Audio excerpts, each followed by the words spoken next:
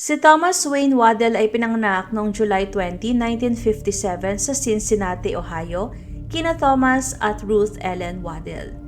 Isa siyang lalaking naniniwala sa sipag sa trabaho at pagtulong sa kapwa, mga pagpapahalagang gumabay sa buong buhay niya.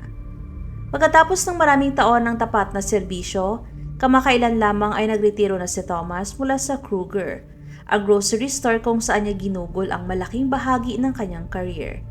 Doon niya nakilala si Deborah Fraser.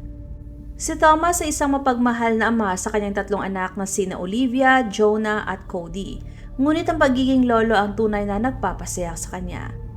Mayroon siyang 7 apo. Inilarawan siya ng kanyang pamilya bilang isang mahusay na tagapag-ayos at marunong sa lahat ng gawain. Isang taong kayang mag-ayos ng kahit ano at laging handang tumulong. Mahilig din si Thomas sa woodworking. Gumagawa siya ng magagandang bagay na pumupuno ng kanyang bahay. Mahilig din siya sa kalikasan na gumugugol ng maraming oras sa paglalakad at pag-hiking sa magagandang tanawin ng Ohio. Mahalaga rin sa kanyang buhay ang musika, lalo na ang mga kanta ni na Kenny Loggins at Dan Fogelberg. Si Thomas ay nakatira sa Zanesville, isang lungsod na may humigit kumulang 24,000 na mga katao. Pagsapit ng 2023, si Thomas ay nakatira kasama si Deborah Lynn Fraser. Si Deborah ay pinanganak noong December 8, 1987 kaya siya ay 30 years na mas bata kaysa kay Thomas. Kilala siya ng karamihan bilang si Debbie at nagkakilala sila ni Thomas sa Kruger kung saan ay pareho silang nagtrabaho.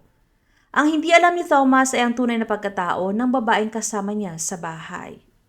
Noong August 5, 2023, 4 na araw bago ang magaganap na pagpatay, nag-type si Deborah ng 3 salita sa kanyang iPhone.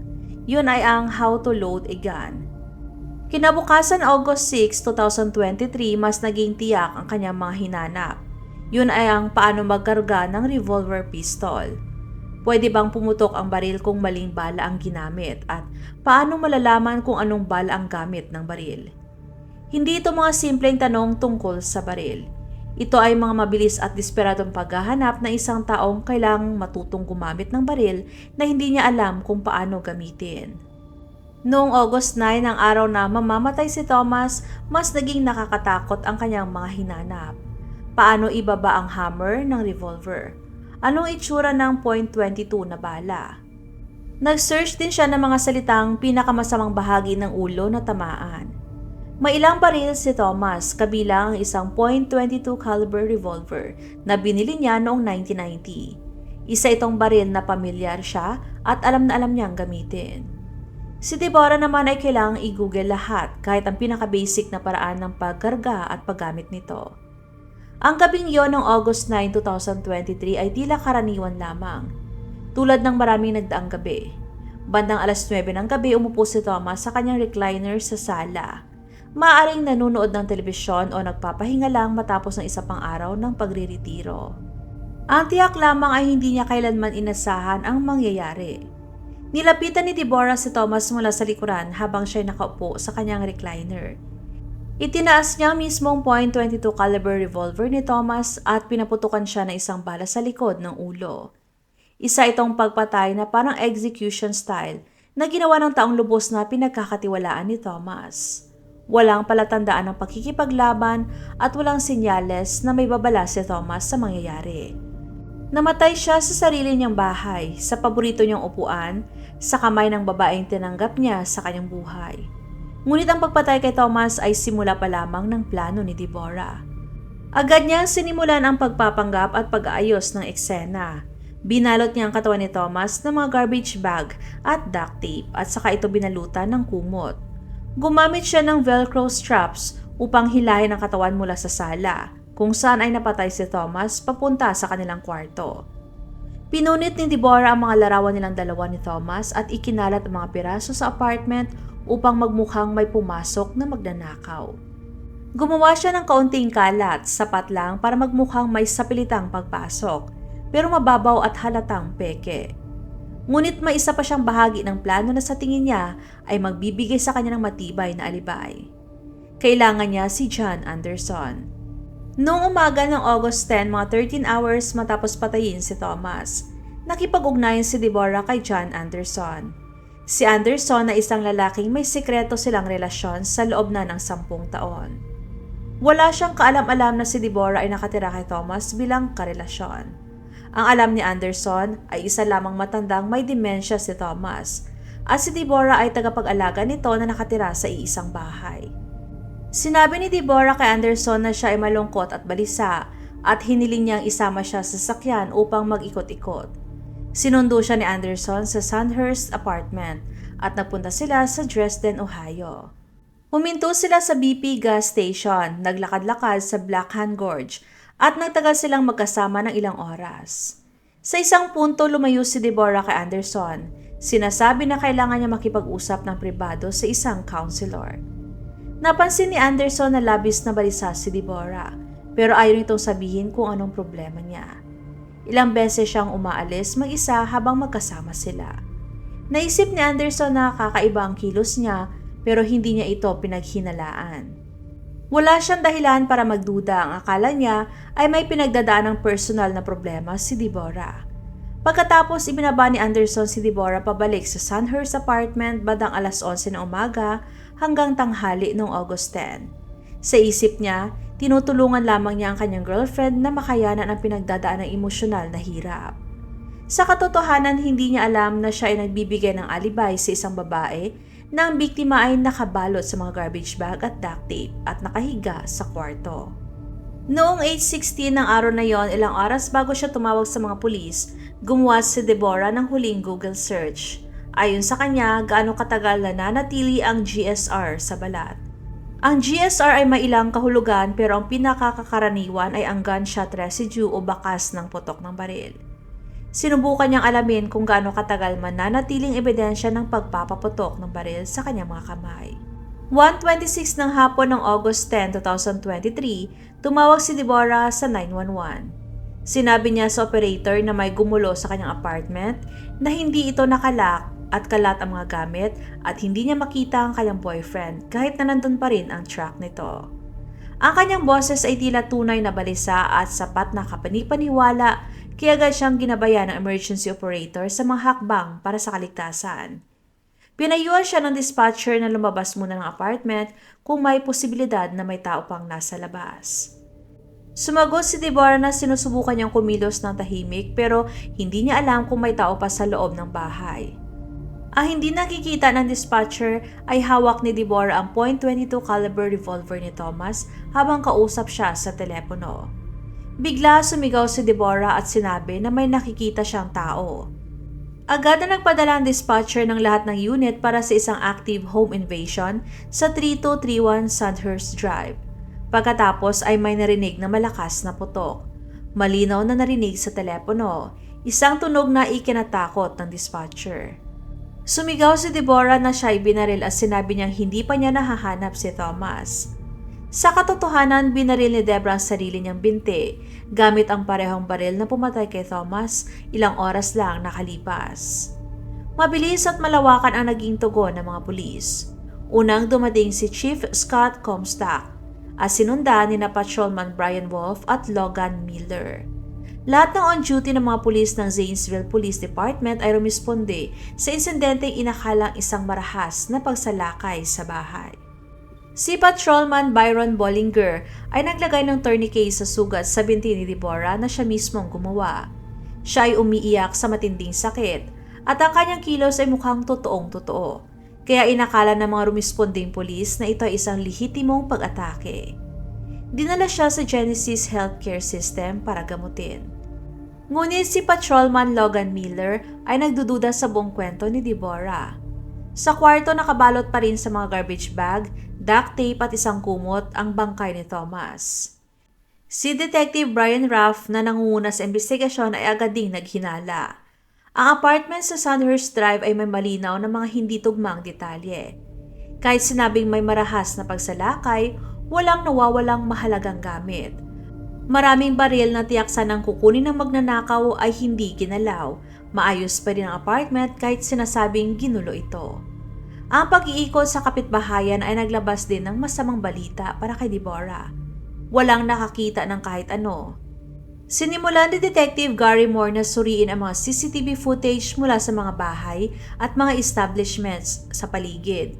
Kung may dalawang lalaking tumakas matapos ang isang marahas na krimen, dapat ay may nakakuha sa camera. Ngunit wala silang nakitang kahina-hinala. Sinuri rin ng Zanesville Police Department ang security footage ng lahat ng city buses na bumiyahe noong araw na yon, pero wala pa rin silang nakita. Ang ganap na kawalan ng ebidensya tungkol sa sinasabi ni Deborah ng mga salarin ay hindi na pwedeng baliwalain.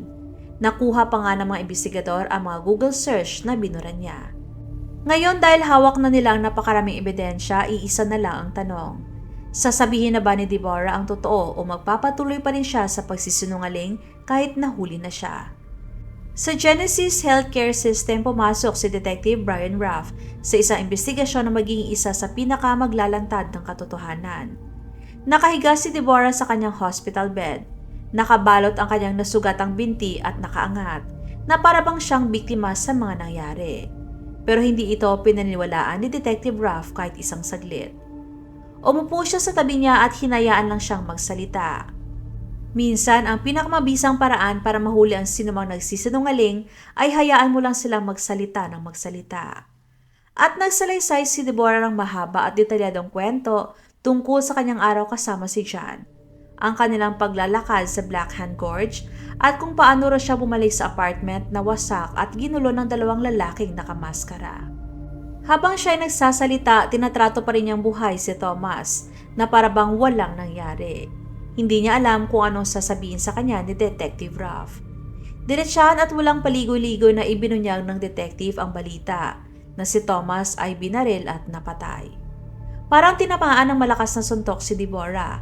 Ang dati kalmadong babae ay biglang bumagsak, humahagulgol na parabang tunay ang kanyang lungkot. Maingat siyang pinagmasdan ni Detective Ruff at sinusuri ang bawat galaw at reaksyon. Nang diretsahang tanungin kung may kinalaman ba siya sa pagkamatay ni Thomas, buo niyang itinanggi ito. Yumuko pasulong si Detective Ruff, 20 taon siyang pulis, alam niya kung kailan may nagsisinungaling. At saka dumating ang malaking revelasyon. Mayroon silang search warrant para sa kanyang cellphone kaya doon na namutla si Deborah. Alam na nila ang mga hinahanap niya sa Google. At dumating ang pinakamabigat na tanong. Bakit siya naghanap kung gaano katagal mananatili ang gunshot residue sa kamay bandang 8:16 ng umaga? Ang tanong ay nabitin sa hangin. Parang isang tuwirang paratang at hindi na nagtanong pa si Detective Ruff, naglalatag na siya ng mga katotohanan. Walang naganap na home invasion at walang magnanakaw. Nang magsimulang magbago ang kwento ni Deborah sa harap mismo ng detective, sapat na yon para kay Detective Ruff. Sinabi niya kay Deborah na huwag na siyang magkunwari. Alam na nila na siyang bumaril kay Thomas gamit ang .22 na baril. Itinanggi pa rin ito ni Deborah pero hindi tumikil ang detective. Sinabi ni Detective Ruff na may nakausap na siya na maraming mamamatay tao noon, mga taong nakabaril na ng maraming biktima at kahit sila ay may lakas ng loob na aminin ang kanilang ginawa. Pero hindi si Deborah. Pagkatapos ay inilabas ang forensic evidence na tuluyang sumira sa kanyang depensa. May buhok ni Deborah sa garbage bag na ginamit para takpan ang mga paa ni Thomas. Sinubukan niyang ipaliwanag ito at sinasabing nakahawak siya sa mga gamit na yon dati. Ngunit malupit ang sagot ni Detective Ruff. Sinabi niyang marami na siyang nabiling duct tape sa buong buhay niya pero wala pa siyang nakitang duct tape na may kasamang buhok, lalo na buhok ni Deborah. Sa buong investigasyon, hindi kailanman umamin si Deborah. Sa kabila ng napakaraming ebidensya, sa kabila ng pagkawasak ng kanyang mga kwento at sa kabila ng sunod-sunod na kasinungalingan, iginiit pa rin niya ang kanyang pagka-inosente. Isa itong nakakakilabot na kilos, malamig, planado at walang kahit kaunting pagsisisi. Habang mas lalong sinisiyasat ng mga investigador ang nakaraan ni Deborah, lumitaw isang nakakatakot na pattern. Mayroon siya na italang kasaysayan ng masalimuot na panlilinlang, kung saan palagi niyang ipinapakita ang sarili bilang biktima na nangangailangan ng tulong. Noong 2014, gumawa si Deborah ng peking paratang na siya raw ay inatake. Noong June 2023, 2 buwan bago mapatay si Thomas, gumawa siya ng katang-isip na kwento na siya raw ay sinaktan ng isang lalaking naka-hoodie sa Dylan State Park. Gumawa si Deborah ng peking numero ng telepono para padalhan ang sarili niya ng mga text messages na kunwari ay galing kay Vivian na isang di umano'y BetterHelp counselor. Mas masalimuot pa ang panlilinlang niya kay John. Gumawa siya ng peking email address na pinangalan ng PNC Fraudulent Claims at nagkunwaring mga imbestigador ng bangko.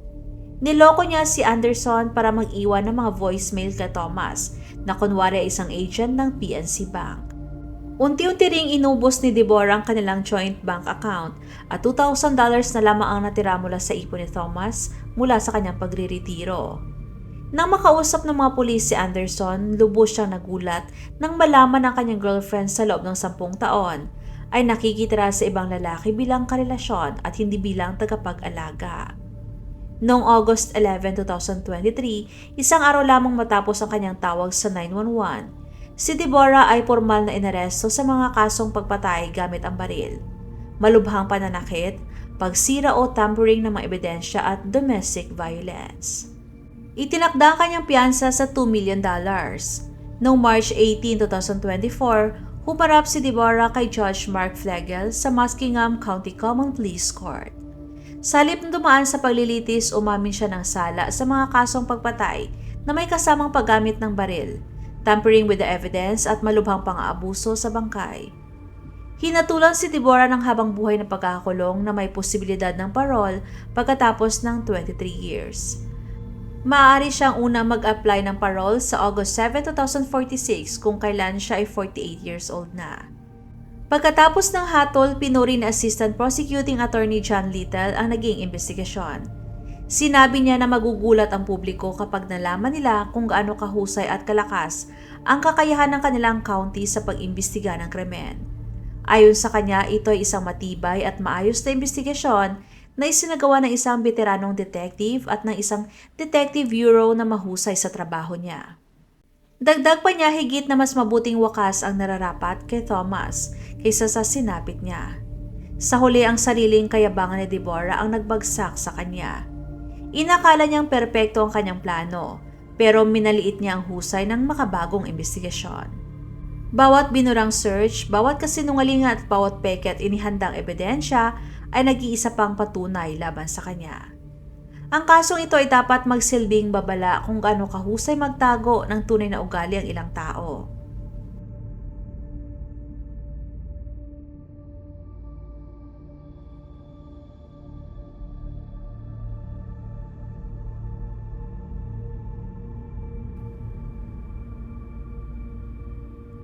Huwag magatubiling ibahagi inyong mga saloobin at komento.